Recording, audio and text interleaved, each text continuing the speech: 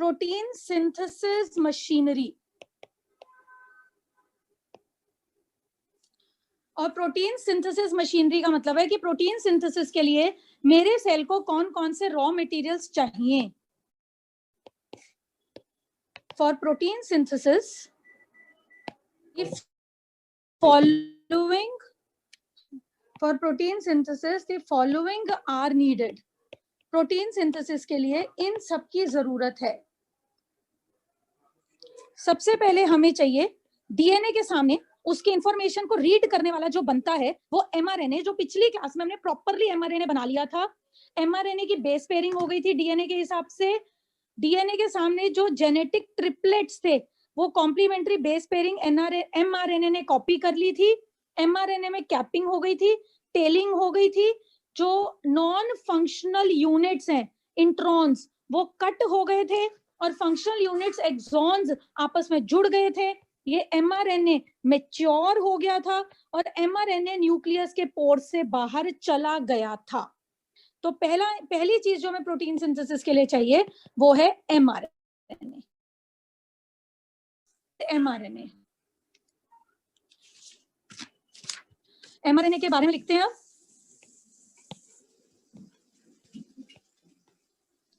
It functions as a template. MRNA के बारे में लिखिए कि प्रोटीन सिंथेसिस में क्या काम करता है। It functions as a template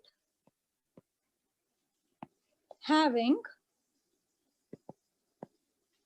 genetic information from DNA. यानी कि डीएनए की इंफॉर्मेशन एमआरएनए कैरी करता है और अब एमआरएनए वो टेम्पलेट है, वो बेस है जो आगे प्रोटीन्स बनाने में हेल्प करेगा फ्रॉम डीएनए। फिर लिखो इट passes information, भी देख लेना। It passes information to tRNA. MRNA से इंफॉर्मेशन टीआरएनए पे जाती है। एक्चुअली एमआरएनए से इंफॉर्मेशन टीआरएनए पे कैसे जाती है, मतलब जैसे डीएनए को तो एमआरएनए बेस पेयर करता है, पर टीआरएनए तक इंफॉर्मेशन कैसे जाती है वो ट्रांसलेशन का इनिशिएशन का स्टेप है। इट पासेस इंफॉर्मेशन, यानी कि एमआरएनए से इंफॉर्मेशन अब टीआरएनए की तरफ जाती है और टीआरएनए अपने साथ एमिनो एसिड को पकड़ कर लाता है और राइबोसोम्स इन एमिनो एसिड्स को जोड़ते हैं और प्रोटीन्स बनते हैं। But it is not as easy as it is sounding. It passes information to tRNA which brings desired amino acid together, which brings desired amino acids together। और उस protein के अंदर कौन से अमीनो एसिड्स जुड़ने चाहिए। जैसे ये पूरा का पूरा एक प्रोटीन की चेन है और इस प्रोटीन के अंदर ये अमीनो एसिड्स हैं, तो कौन से अमीनो एसिड्स उस पर्टिकुलर प्रोटीन में जुड़ने चाहिए वो डिसाइड करेगा एमआरएनए के जेनेटिक ट्रिपलेट्स, जो जेनेटिक ट्रिपलेट्स एमआरएनए ने डीएनए से रीड किए हैं। आर्यन है, कर लो इन्हें, करो फटाफट। अच्छा, अब नेक्स्ट है हमारे पास राइबोसोम्स। नेक्स्ट चीज जो हमें चाहिए प्रोटीन सिंथेसिस की, राइबोसोम्स। नहीं तो उससे अपने वाले से वो व्हाट्सएप कॉल कर लो। नेक्स्ट इंफॉर्मेशन जो हमें चाहिए, जो नेक्स्ट चीज हमें चाहिए प्रोटीन सिंथेसिस के लिए, दैट इज राइबोसोम्स। पहली चीज हमें एमआरएनए चाहिए थी, फिर एक और चीज प्रोटीन्स बनाने के लिए चाहिए राइबोसोम्स। राइबोसोम्स को हम लोग प्रोटीन फैक्ट्रीज भी कहते हैं। We also call ribosomes as protein factories। और हमारे सेल के अंदर राइबोसोम न्यूक्लियस के अंदर न्यूक्लियोलस में बनते हैं। ये माना जाता है कि न्यूक्लियस के अंदर एक स्फेरिकल स्ट्रक्चर है न्यूक्लियोलस, जिसमें राइबोसोम्स बनते हैं। जो हमारे सेल्स में एंडोप्लाज्मिक रेटिकुलम होता है उसके ऊपर भी राइबोसोम्स होते हैं और हमारे साइटोप्लाज्म में भी राइबोसोम्स होते हैं। तो राइबोसोम्स कई जगहों पर होते हैं। और एक बात ध्यान रखना बेटा, राइबोसोम्स मेम्ब्रेन बाउंड नहीं होते। राइबोसोम्स के आसपास कोई मेम्ब्रेन या बाउंड्री नहीं होती। जैसे माइटोकॉन्ड्रिया के आसपास मेम्ब्रेन होता है, वैक्यूल्स के आसपास मेम्ब्रेन होता है, गोल्गी एपरेटस के आसपास ट्यूब्स में मेम्ब्रेन होता है, लेकिन राइबोसोम्स आर नॉन मेम्ब्रेनस। ये वो ऑर्गेनल्स हैं, वैसे इन्हें सेल ऑर्गेनल्स नहीं कहते क्योंकि ये नॉन मेम्ब्रेनस होते हैं। तो राइबोसोम्स आर नॉन मेम्ब्रेनस। और फिर इसके अंदर लिखो राइबोसोम्स में बेटा 2 सब यूनिट्स होते हैं। हमारे राइबोसोम्स में 2 सब यूनिट्स होते हैं। एक होता है स्मॉल,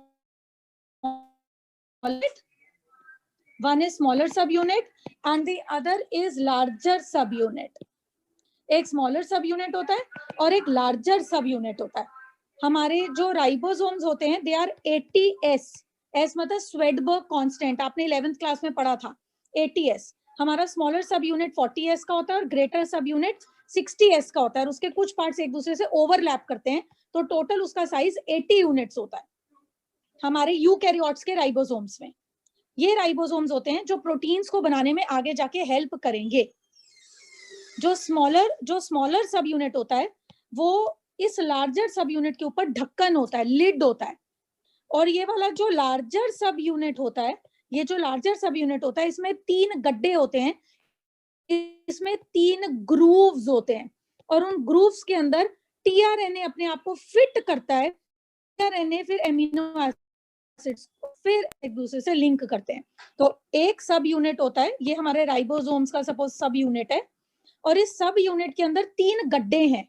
एक है ई साइट, एक है पेप्टिडाइल यानी कि पी साइट, ई साइट मतलब अभी मैं इनके बारे में आपको करवाऊंगी अगली क्लास में proper.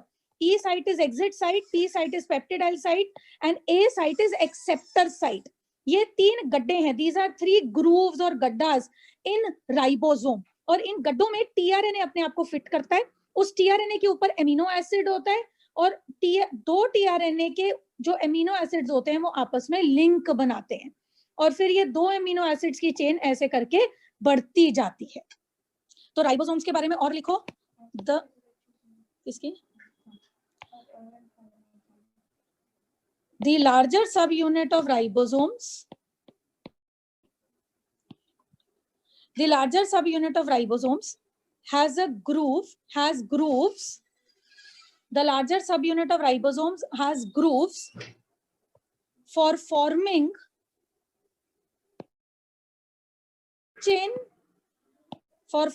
protein chain and releasing it.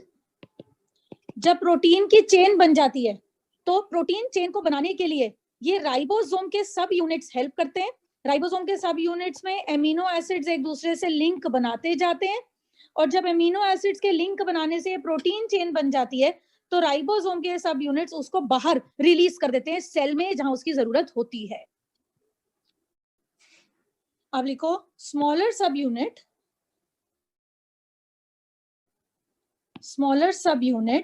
is like a lid.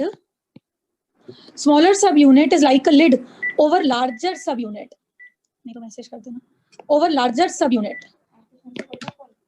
Smaller subunit is like a lid over larger subunit. और दोनों सबयूनिट्स एक दूसरे के साथ कंबाइन करते हैं। राइबोसोम के दोनों टुकड़े एक दूसरे के साथ कंबाइन करते हैं और प्रोटीन्स की चेन बनाने में हेल्प करते हैं। Both subunits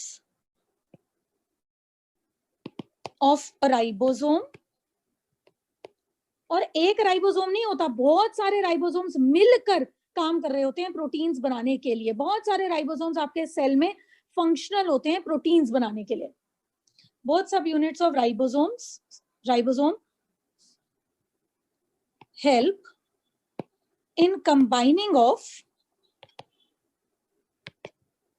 amino acids to form proteins.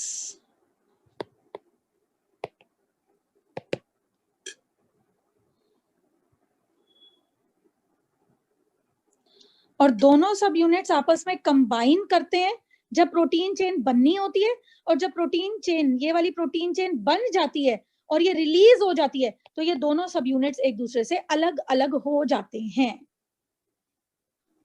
When protein chain is fully formed, नीचे लिख दो please reply, please confirm. When protein chain is fully formed, then both ribosome subunits, when protein is fully formed, then both protein chain is fully formed, then both ribosomal subunits disassociate with each other.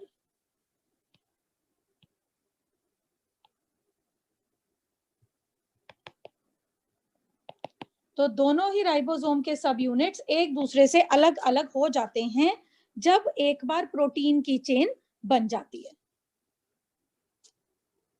और ribosomes के इन दोनों सब units को function करने के लिए, इन दोनों सब यूनिट्स को फंक्शन करने के लिए, प्रोटीन चेन को बनाने के लिए, उसको रिलीज करने के लिए मैग्नीशियम आयंस की भी जरूरत होती है। ये लाइन ऐड करो, राइबोसोमल सब units need magnesium ions for their working.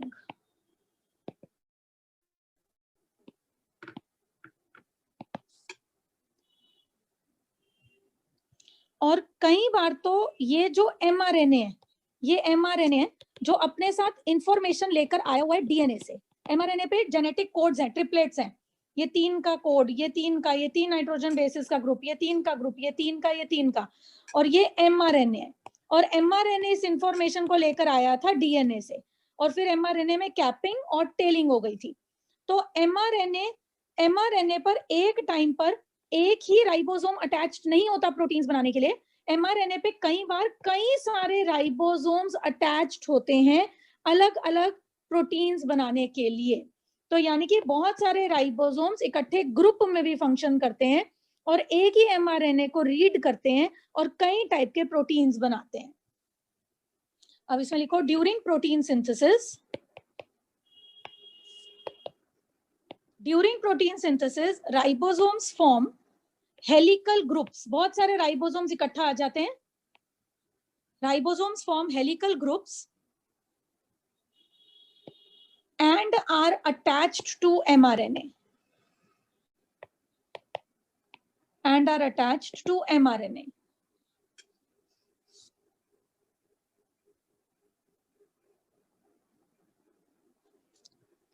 और जो लार्जर सब यूनिट होता है राइबोसोम का, उसके पास एक एंजाइम होता है जो लार्जर सब यूनिट को हेल्प करता है प्रोटीन चेन बनाने में। लार्जर सब unit of ribosome has enzyme peptidyl transferase for forming protein chain. Protein chain बनाने के लिए लार्जर वाला सब यूनिट राइबोसोम का, उसका पेप्टिडाइल ट्रांसफेरेज एंजाइम है प्रोटीन की चेन को बनाने के लिए।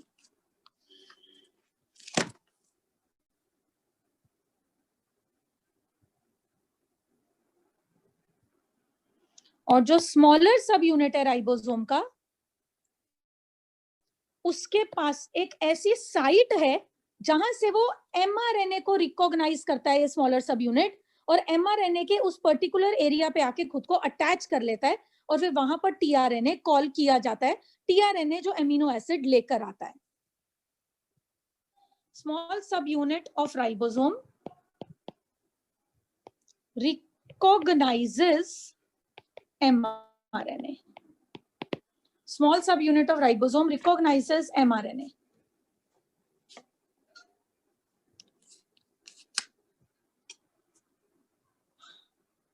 अब हम बात कर रहे हैं, बहुत सिंपल बात कर रहे हैं अब हम एमिनो एसिड्स की।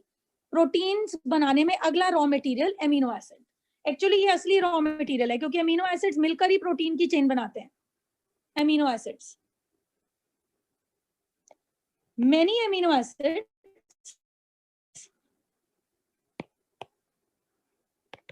form a protein chain. जैसे ये एक एमिनो एसिड है, then you have another amino acid, then you have another amino acid, और ये अलग अलग टाइप के एमिनो एसिड्स कौन कौन से हैं और इनकी सीक्वेंस क्या है, कौन सा एमिनो एसिड आगे है, कौन सा एमिनो एसिड पीछे है, उस पर डिपेंड करता है कि प्रोटीन कौन सा बनेगा। और दो एमिनो एसिड्स, एक और दो एमिनो एसिड्स आपस में पेप्टाइड बॉन्ड से लिंक्ड होते हैं। लिखो, the sequence of amino acids, कि एक प्रोटीन में एमिनो एसिड्स का सीक्वेंस क्या है, कौन सा एमिनो एसिड आगे है, कौन सा पीछे है, और कितने एमिनो एसिड्स है प्रोटीन में, उस पर डिपेंड करता है प्रोटीन कैसा होगा। The sequence of amino acids and type of amino acids and type of amino acids makes protein specific. Her protein एक जैसा नहीं होता, अलग अलग होते हैं, मेक्स प्रोटीन स्पेसिफिक। यानी कि हम एमिनो एसिड्स को कह सकते हैं कि amino acids are building blocks of protein.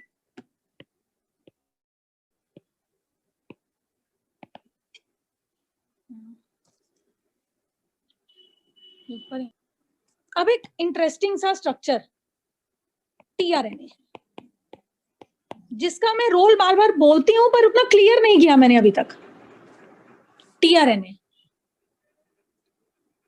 एक जो टीआरएनए होता है ना वो ऑलमोस्ट एल शेप्ड होता है, और टीआरएनए अपने साथ एमिनो एसिड को कैरी कर कर लाता है, और टीआरएनए के दूसरे एंड पर एक जेनेटिक कोड या ट्रिपलेट होता है।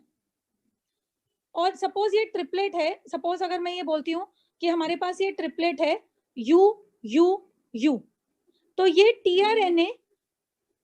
टीआरएनए उस एमिनो एसिड को अपने साथ जोड़ेगा जो एमिनो एसिड को you you you genetic triplet express करता है, उसके लिए कोड करता है। और ये यू यू यू और ये वाले जो यू यू यू है, ये एमआरएनए की उस साइट पर आकर खुद को अटैच करेगा जहां पर बेस पेयरिंग होती है, यानी कि कौन सी होती है, ए। तो टीआरएनए का काम होता है एक साइड से एमिनो एसिड को पकड़कर लाना, और दूसरी साइड पर टीआरएनए के जेनेटिक कोड या ट्रिपलेट होता है, और इस ट्रिपलेट से टीआरएनए एमआरएनए के साथ बेस पेयर करता है। वो एमआरएनए जो डीएनए से इंफॉर्मेशन लेकर आया होता है और जिसके बेसिस डीएनए से बेस पेयर्ड होते हैं। तो ये एमआरएनए जो इंफॉर्मेशन डीएनए से लाया है, इस एमआरएनए के जेनेटिक ट्रिपलेट को टीआरएनए रीड करता है, क्योंकि टीआरएनए की एक साइड पर भी जेनेटिक ट्रिपलेट होती है और टीआरएनए की दूसरी साइड पर एमिनो एसिड होता है। तो टीआरएनए के बारे में लिखते हैं, tRNA picks up a particular amino acid tRNA picks up a particular amino acid from cytoplasm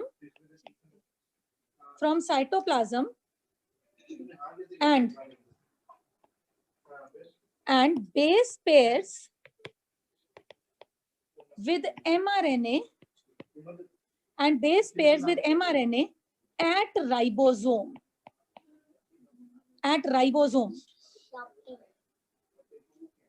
ये लाइन ना कुछ इंपॉर्टेंट है।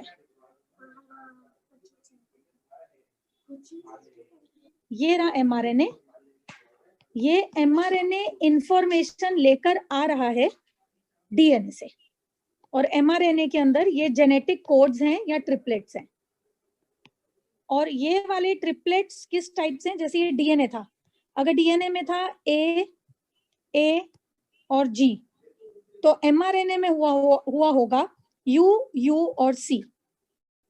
अब एक टीआरएनए आएगा और यहां पर लगा हुआ है राइबोसोम के दोनों यूनिट्स, स्मॉलर सब यूनिट, लार्जर सब यूनिट।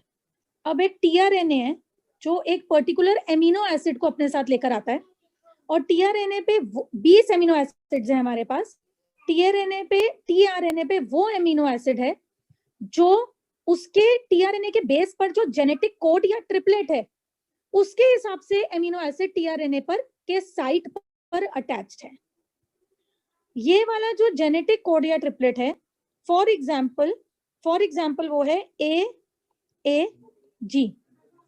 तो अब ये वाला जो टीआरएनए है, ये आएगा इस वाले जेनेटिक कोड पर और बेस पेयर करेगा ए के साथ यू और जी के साथ सी, और ये वाला एमिनो एसिड वो इस राइबोसोम पर ले आएगा, और फिर ऐसे ही टीआरएनए आएंगे और ये वाले एमिनो एसिड्स आपस में जुड़ेंगे और प्रोटीन की चेन बनेगी। पर अभी मैं आपको कुछ भी डिटेल में नहीं करवा रही, अभी ट्रांसलेशन प्रॉपर बताऊंगी और वीडियो भी दिखाऊंगी कि कैसे ये टीआरएनएज आते हैं, कैसे टीआरएनएज राइबोसोम के गड्ढों में जाते हैं, कैसे राइबोसोम एमआरएनए में राइट साइड पे शिफ्ट होता जाता है, और कैसे एमिनो एसिड्स आपस में लिंक होते जाते हैं। पर फिलहाल आपको ये समझना है, ये रहा mRNA जो डीएनए से इंफॉर्मेशन लेकर आया है। इस mRNA पर tRNA आएगा और इस mRNA के साथ tRNA बेस पेयर करेगा और tRNA अपने साथ एमिनो एसिड लाएगा। तो अब आप लिखिए, when tRNA gets attached with an amino acid, जब tRNA के साथ एक एमिनो एसिड लिंक कर जाता है तो तब हम कहते हैं कि ये जो tRNA है ये चार्ज्ड हो गया। When tRNA gets attached with an amino acid, then tRNA is said to be charged. तो ये tRNA कहा जाता है कि ये चार्ज हो गया।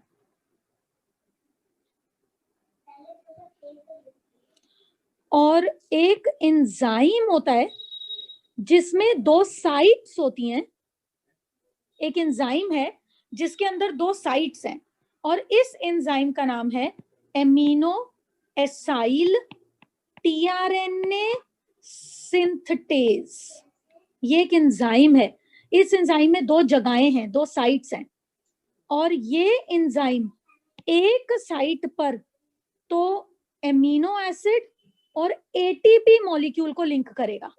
ये एंजाइम एक जगह पर एमिनो एसिड और एटीपी को लिंक करेगा और फिर इस एमिनो एसिड और एटीपी को ये जोड़ेगा tRNA के साथ। तो एक एंजाइम है एमिनो एसाइल tRNA सिंथेटेज। इस एंजाइम में दो जगहें हैं, दो साइट हैं। This is site 1 and this is site 2। पहली साइट पर ये एंजाइम एमिनो एसिड और एटीपी को आपस में जोड़ेगा क्योंकि एटीपी की एनर्जी चाहिए होती है फंक्शनिंग के लिए। और दूसरी साइट पर ये वाला एंजाइम इस tRNA को, जिसको मैंने रेड कलर से बनाया है, इस tRNA को इस एमिनो एसिड और एटीपी के साथ जोड़ देगा। तो यानी कि हमारे पास फिलहाल कितनी चीजें हो गई? एक एंजाइम हो गया, उस एंजाइम ने अपने पास एमिनो एसिड को बुलाया और एटीपी को बुलाया और एमिनो एसिड और एटीपी को tRNA के साथ जोड़ दिया। ये पूरा का पूरा बन गया एक एंजाइम का कॉम्प्लेक्स। तो tRNA किसके साथ जुड़ गया? एमिनो एसिड के साथ। लेकिन इस tRNA को एमिनो एसिड के साथ जोड़ने के लिए इस एंजाइम ने हेल्प करी। इस एंजाइम ने अपने अंदर tRNA, अपने अंदर एमिनो एसिड को बुलाया और अपने ही अंदर इस एंजाइम ने tRNA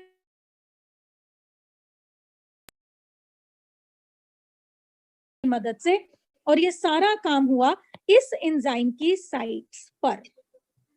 तो अब आप एक लाइन और लिखिए। मैं step by step, sequentially, slowly and gradually आपको नई नई चीजें बताती जा रही हूं। अब लिखो, an enzyme amino acyl tRNA synthetase helps in binding tRNA to amino acid, helps in binding tRNA to amino acid। तो ये जो tRNA है इसको एमिनो एसिड के साथ जोड़ने के लिए इस एंजाइम की जरूरत होती है। फिर ये वाला जो tRNA है इसके नीचे जेनेटिक कोड या ट्रिपलेट है। फिर ये tRNA उस mRNA के साथ बेस पेयर करता है।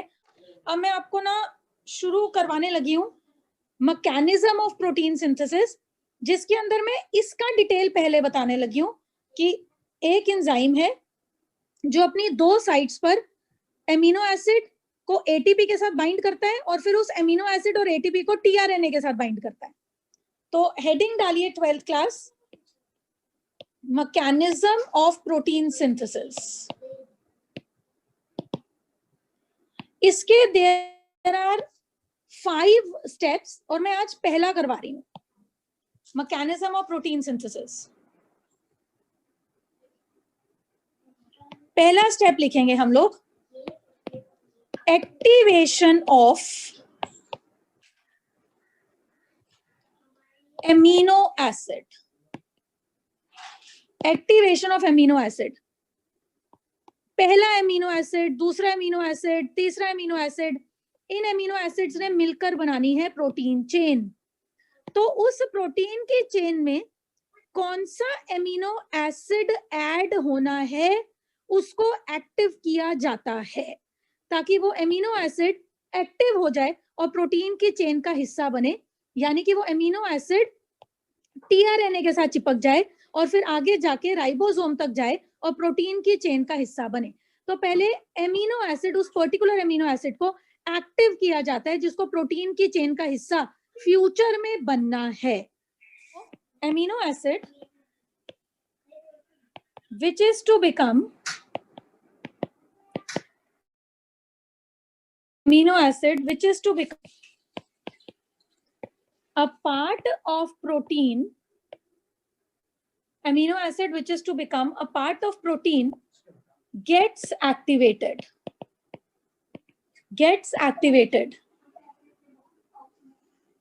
और ये एमिनो एसिड एक्टिवेट कैसे होता है? उसी एंजाइम की मदद से। This is done with the help of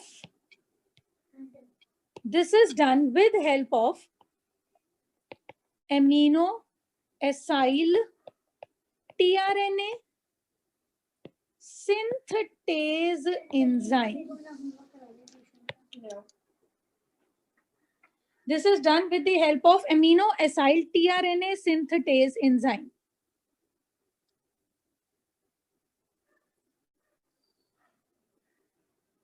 लिखो, in presence of magnesium ions, in presence of magnesium ions and ATP, in presence of magnesium ions and ATP। अब देखो हम समझते हैं इसको दोबारा से। ये रहा मेरे पास एंजाइम जिसका नाम है amino acyl ATP synthetase enzyme.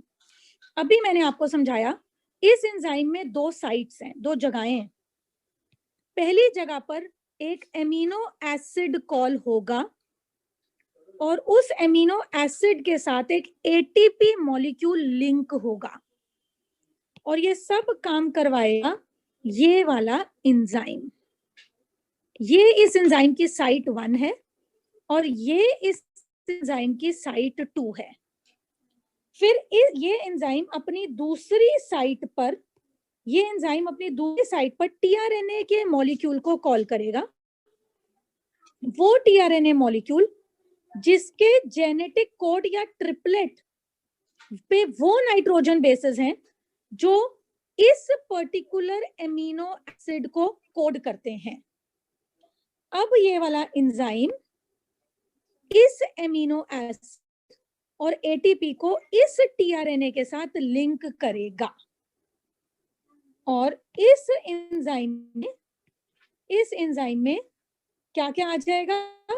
इस एंजाइम में आ जाएगा ये एमिनो एसिड, उसके साथ एटीपी और साथ में ऐड होगा टीआरएनए का मॉलिक्यूल।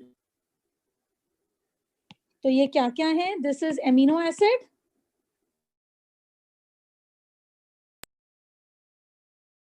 और ये बना नहीं रहता वहां पे, और फिर टीआरएनए, और प्लस ये क्या है? Enzyme.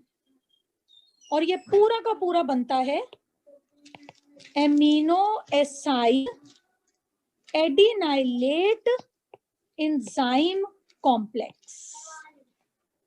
Amino acyl adenylate enzyme complex. और हम कहते हैं कि ये टीआरएनए चार्ज हो गया क्योंकि अब ये टीआरएनए एमिनो एसिड के साथ जुड़ गया। अब इस एमिनो एसिड को एमआरएनए और राइबोसोम तक लेकर जाना है।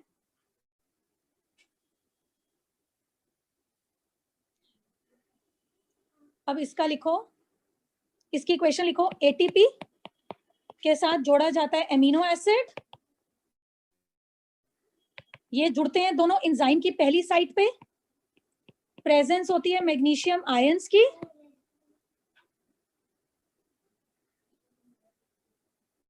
और बनता है एक कॉम्प्लेक्स जिसका नाम है amino acyl adenylate enzyme complex.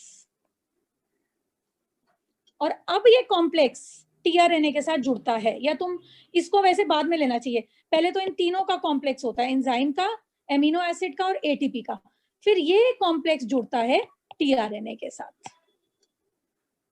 तो नाउ अब ये वाला जो एंजाइम कॉम्प्लेक्स है ना, मैं इसकी बात कर रही हूँ, इस एंजाइम कॉम्प्लेक्स की। अब लिखो, now this enzyme complex, now this enzyme complex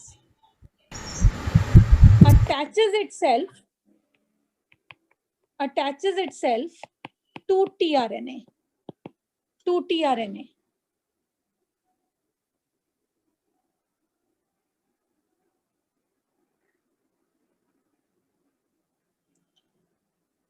और एमिनो एसिड पर, तुम इसको ऐसे लिखो, दी COOH ग्रुप, जो कार्बोक्सिलिक एसिड ग्रुप है, जो COOH ग्रुप है एमिनो एसिड्स का, the COOH amino acid group binds with OH end of tRNA। tRNA के OH ग्रुप के साथ एमिनो एसिड का COOH ग्रुप अपने आप को अटैच करता है, और एटीपी मॉलिक्यूल के साथ इस एंजाइम की साइट पर यह बॉन्डिंग होती है। और अब ये वाला जो टीआरएनए है, ये इस एमिनो एसिड को अपने साथ कैरी करता है, और टीआरएनए हो जाता है charged. Now tRNA becomes charged. इसको पॉइंट 2 कर लो बेटा।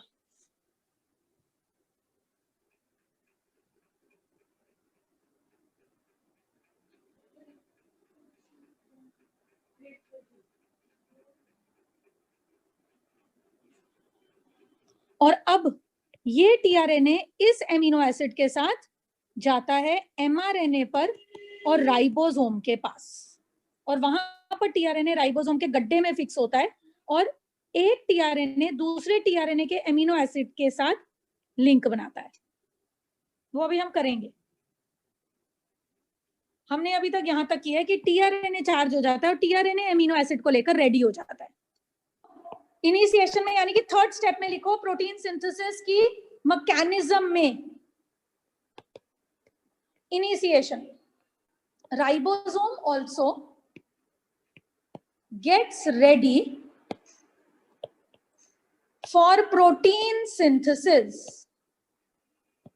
राइबोसोम प्रोटीन सिंथेसिस के लिए रेडी हो जाता है। स्मॉल सब यूनिट, राइबोसोम का जो छोटा सब यूनिट है, वो एमआरएनए के उस हिस्से पे आके चिपकता है जहां पर इनिशिएशन कोडोन होता है, जहां पे प्रोटीन सिंथेसिस शुरू होनी होती है, वहां पर राइबोसोम आकर एमआरएनए के साथ चिपकता है। स्मॉलर सब unit of ribosome attaches itself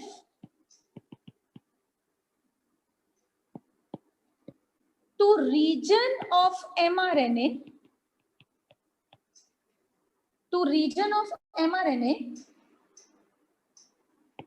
where initiation codon is present. Initiation codon is present.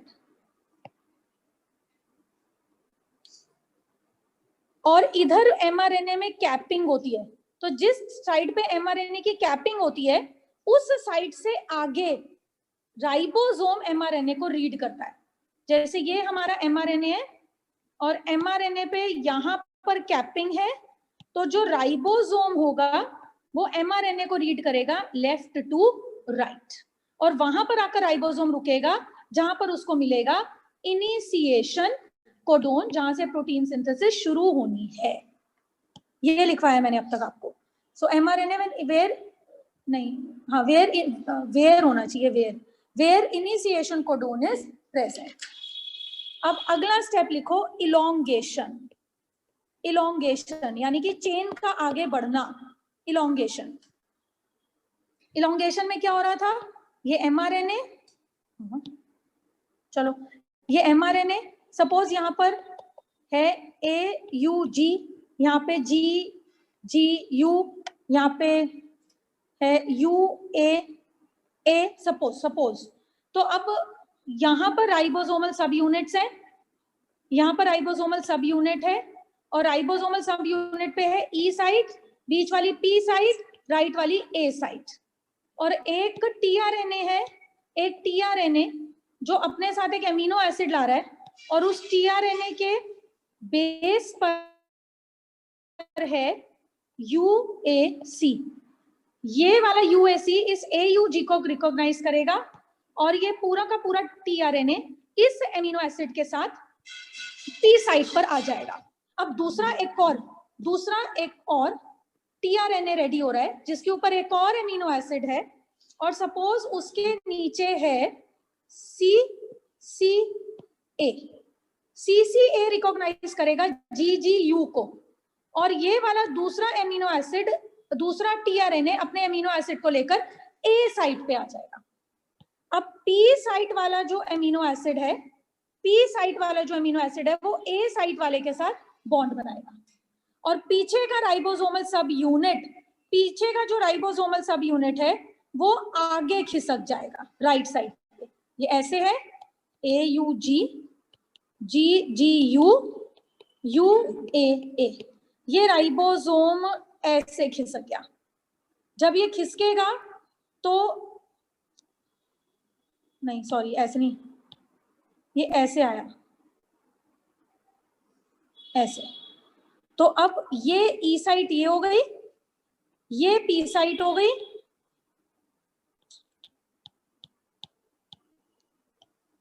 थोड़ा और ऐसे, ये E साइट हो गई,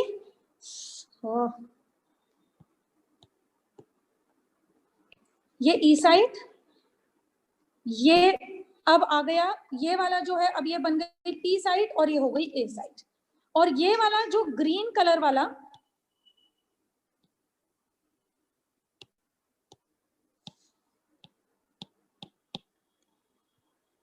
और ये वाला जो अब एमिनो एसिड था, जो पहले ये ग्रीन कलर में था, ये अब E साइट पे आ गया, जहां से वो बाहर निकल जाएगा, और जो ब्लू वाला था वो अब P साइट का बन गया, और अब जो A साइट खाली है उस पर कोई तीसरा tRNA आएगा, एक तीसरा एमिनो एसिड लेकर, और इसके पास जो दो एमिनो एसिड्स थे, P साइट पर दो एमिनो एसिड्स थे, ग्रीन भी और ब्लू भी, अब वो इसके तीसरे के साथ बाइंड करेंगे जब ये tRNA इधर आ जाएगा।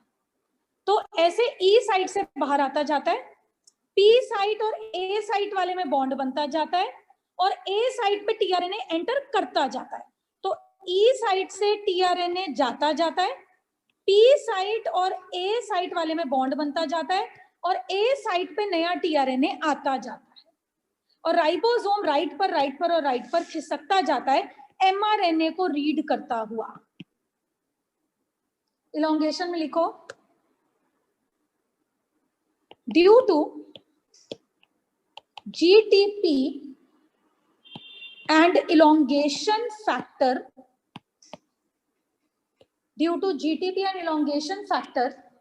जो tRNA है वो mRNA से खुद को अटैच करेगा। The new tRNA complex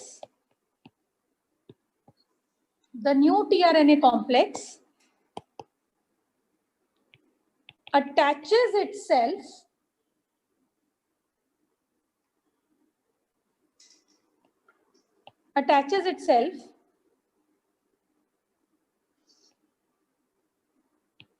to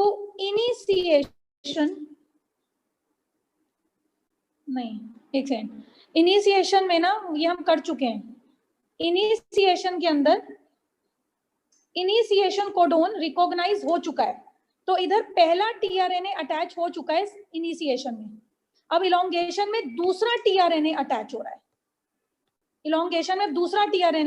है, attaches itself to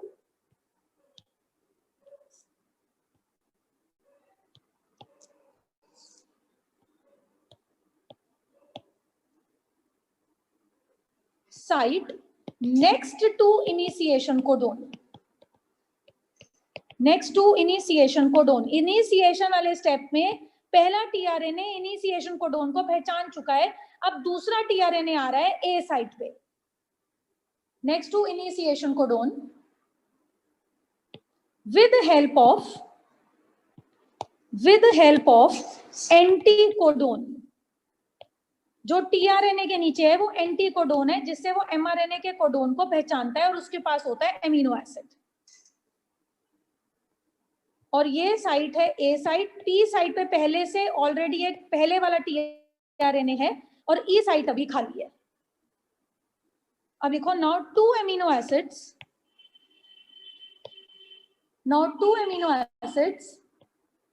at P and A sites, form peptide bond. दो एमिनो एसिड्स के अंदर पेप्टाइड बॉन्ड बनता है, उन दो एमिनो एसिड्स के बीच में पेप्टाइड बॉन्ड बनता है जो P और A साइट पर है। ई साइट से तो सिर्फ टीआरएनए बाहर भागेगा। Sites form peptide bond. और कौन सा एंजाइम होता है पेप्टाइड बॉन्ड बनाने के लिए? यहां पर एक एंजाइम होता है with help of peptidyl transferase enzyme, और एक पेप्टिडाइल ट्रांसफेरेज एंजाइम होता है जिसकी हेल्प से पी साइट और ए साइट के दो एमिनो एसिड्स आपस में लिंक होते हैं। ई साइट, पी साइट और ए साइट राइबोसोम के लार्जर सब यूनिट के गड्ढे हैं जिनमें टीआरएनए खुद को जाकर सेट करते हैं।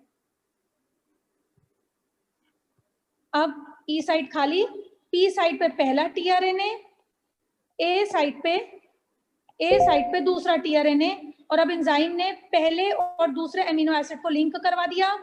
ये पूरा राइबोसोम राइट साइड पे खिसका, ये पहले वाला टीआरएनए ई साइट पर आ गया जहां से वो गायब हो गया। अब लिखो in this process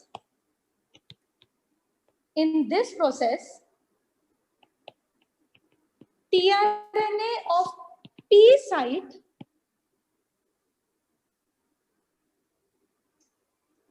now shifts to E site,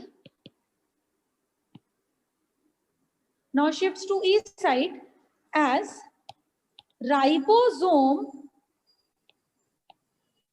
moves towards right side of mRNA, क्योंकि राइबोसोम एमआरएनए की राइट साइड की तरफ शिफ्ट करता है, तो जो पी वाली साइड का टीआरएनए था वो ऑटोमेटिकली ई पर आ जाता है और वहां से वो चला जाता है। द टीआरएनए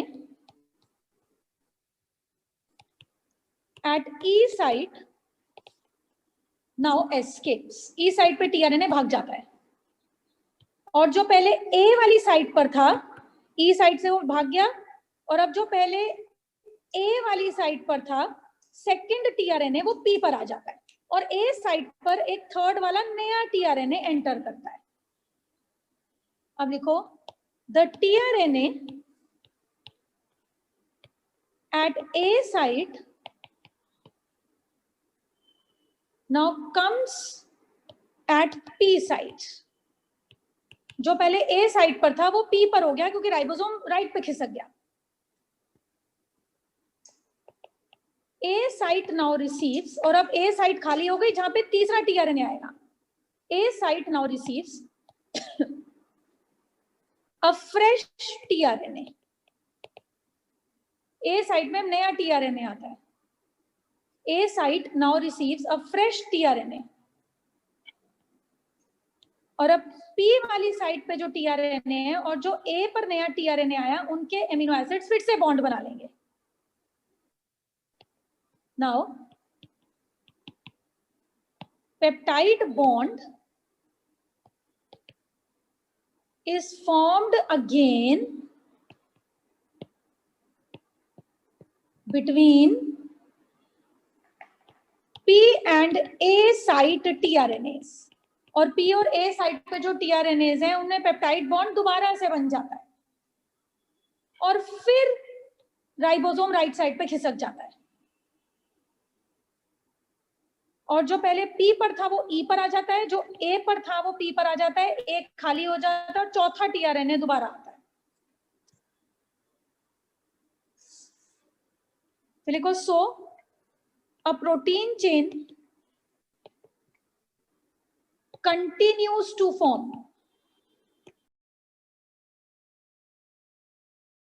टर्मिनेशन से लिखा था कि जब नॉनसेंस कोडोन आ जाता है, नॉनसेंस कोडोन्स UAA, UAG और UGA, तो अब A साइट पर कोई भी tRNA नहीं आता, क्योंकि कोई भी tRNA इन तीनों साइट्स, इन तीनों जेनेटिक ट्रिपलेट्स को रिकॉग्नाइज नहीं करता और as a result protein synthesis रुक जाती है। The elongated protein chain lies in the groove. अब जो प्रोटीन की चेन बनी है वो राइबोसोम के गड्ढे में है, जो वहां से रिलीज हो जाती है। Lies in the groove of larger सब यूनिट। प्रोटीन चेन जब बनती है ना तो थोड़ी देर के लिए राइबोसोम के अंदर ही रहती है वो, इन द ग्रूव ऑफ लार्जर सब unit, to protect itself from cellular enzymes, to protect itself from cellular enzymes.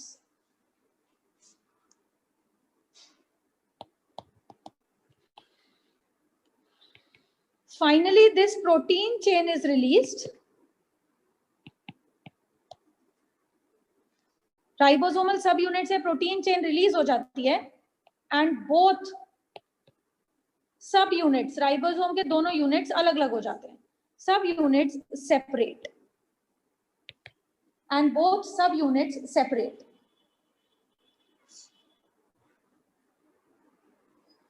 आप लोग एक बस फाइनल डायग्राम बना लो, सिर्फ एक सिंगल स्टेज डायग्राम। इसको लिखो mRNA,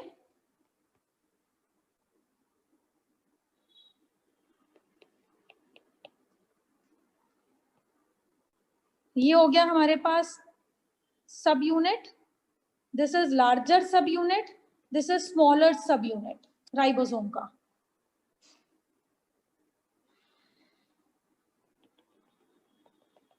इसको आप लिख लो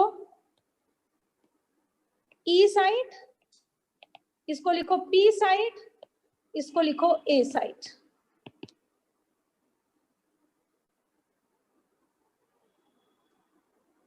P साइट पे मैंने tRNA बनाया जिसपे एक एमिनो एसिड है, और एक tRNA में थोड़ा दूरी पर दिखा रही हूं जो एमिनो एसिड को लेकर A साइट की तरफ आ रहा है। E साइट, P साइट और A साइट। और यहां पे लिखो mRNA chain, exit site, peptidyl site और एक्सेप्टर साइट।